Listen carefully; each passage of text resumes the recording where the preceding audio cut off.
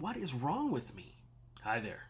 It's Thursday, and I'm Jeff, and it's time for our weekly update for Grace Church.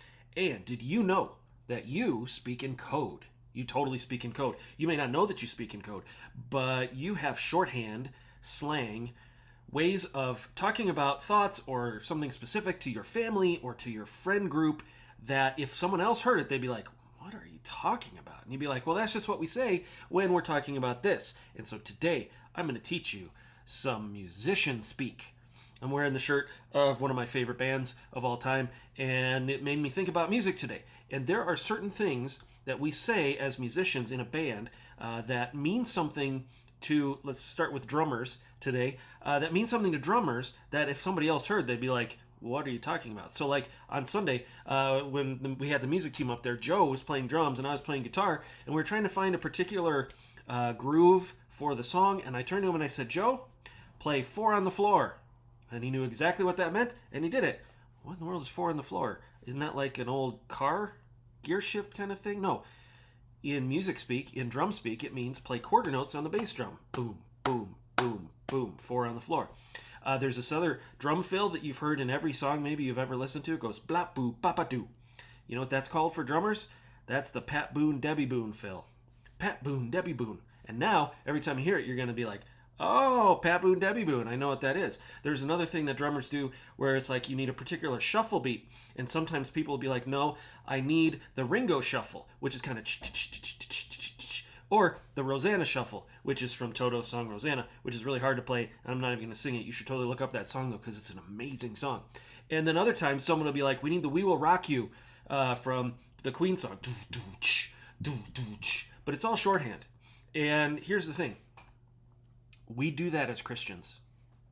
We do that in our churches. We do that here at Grace Church. We use words that mean something to us in our subculture as church versus world that can really be off-putting to somebody who doesn't know anything about church.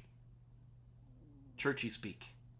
And we can do it as an individual church here at Grace where there's things in our history, things kind of those of us who've been here for a while, we just kind of have shorthand comments that we make that somebody who's here for the first time or has only been here for like 4 to 6 weeks, they have no idea what that means.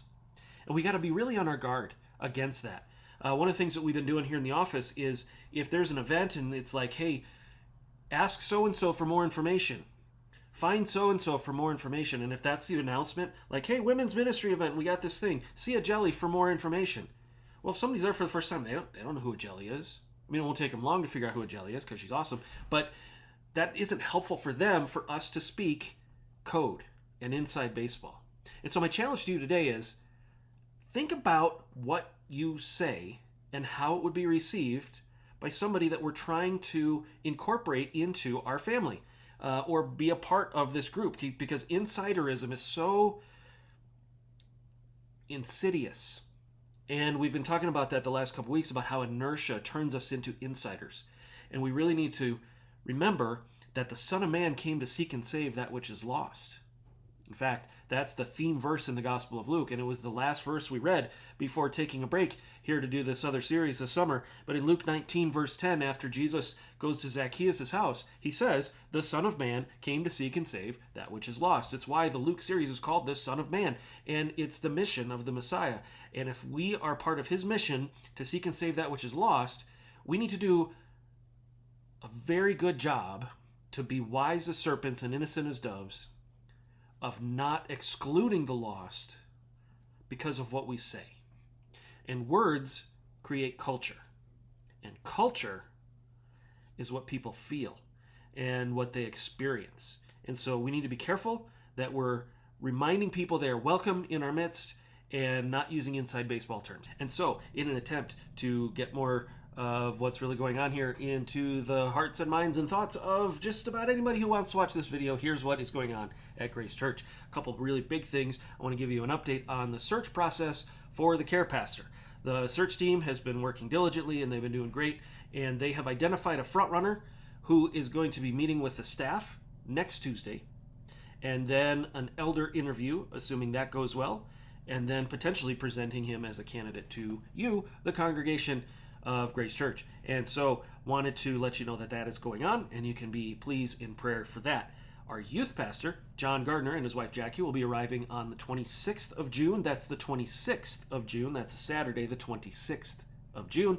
And if you want to come, and if you're able to come and help them unpack at their new place, they found a house out in Hygiene where they're going to be living, and it'll be great to have them here very soon. Also, in July, we're going to have VBS, and that's the third week of July. So tell your friends if you have kids, tell your kids if they have friends, and we'll pack this place up that week for VBS. That's always a great week here in the life of the church. One of the things that we have a need for around here is some help around with the facilities. We've had some great help pulling weeds recently and working with air conditioning needs, and we've got some great support that way. But if you are interested and willing to help out, please let us know, office@gracelongmont.org, so that if maintenance needs come up, if things around the facilities need help, you would be somebody we could call, and you would come out and do what you can to help around in those areas. Please let us know that. Now, this weekend, we'd love to have you back here 8:30 and 10:15. We're going to be talking about worship, the importance of corporate worship, which you yourself can participate in by being here at 8:30 or 10:15 this Sunday. And if you want to do that in Spanish, that's also available at 10:15. We'd love to have you here. Now, until then, I'm Jeff. You're you. God is God. And happy Father's Day, everybody.